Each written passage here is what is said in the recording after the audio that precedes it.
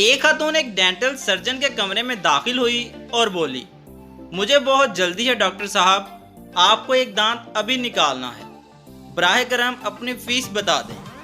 Doctor ने fees बताई तो खातून ने कहा, ये तो बहुत ज्यादा है।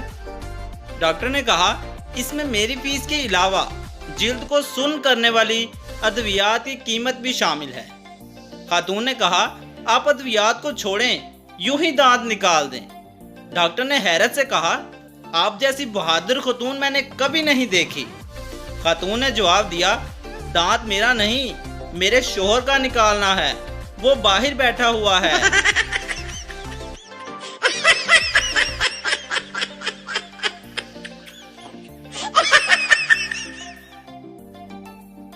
एक साहब के घर में चोर घुस आया। इन्होंने बड़ी होशियारी से काम लेते हुए चोर की कनपट्टी पर पिस्तौल रखा और हाथ ऊपर कराया और मुंह दीवार की तरफ करके खड़ा कर दिया। अब सोचने लगा कि शोर करके मोहल्ले वालों को बुलाया जाए या फोन पर पुलिस को इतला दी जाए। इसी दौरान इनका छोटा बेटा पानी का गिलास लेकर भागा हुआ आया और कहने लगा, अब्बू अब्बू पिस्तौल में पानी भर लें, ये पानी के बगैर नहीं चलता।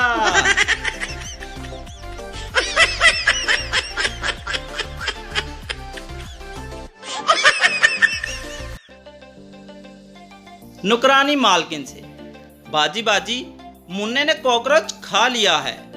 मालकिन, ओ मेरे खुदा, जल्दी करो, किसी डॉक्टर को कॉल करो। नुकरानी इत्मीनान से बोली, बाजी इसकी कोई जरूरत नहीं, मैंने मुन्ने को कॉकरोच मारने वाली दवा पिला दी है।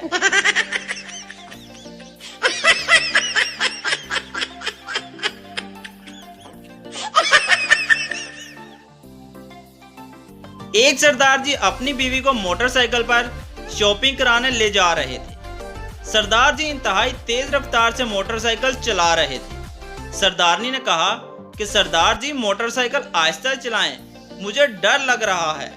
तो सरदार जी कहते हैं, ओ पलिए लोके, तुझे डर लग रहा है तो तू भी मेरी तरह आंखें बंद कर ले।